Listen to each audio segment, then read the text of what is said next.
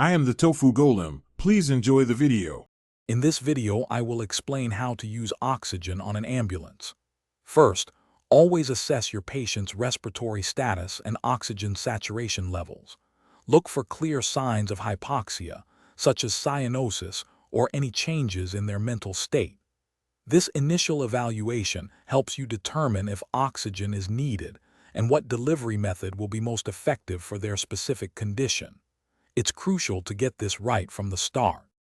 Once you've assessed the patient, select the right delivery device. Nasal cannulas are suitable for mild to moderate hypoxia, delivering 1 to 6 liters per minute. For more severe cases, a non-rebreather mask can provide higher concentrations, up to 15 liters per minute. If the patient isn't breathing adequately, a bag valve mask is essential for ventilation. Now, let's administer the oxygen.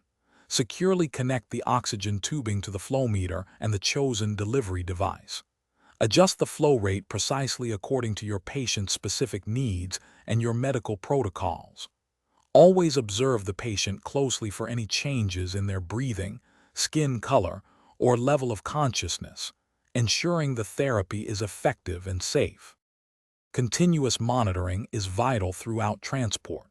Regularly reassess the patient's oxygen saturation and other vital signs to ensure the therapy remains appropriate.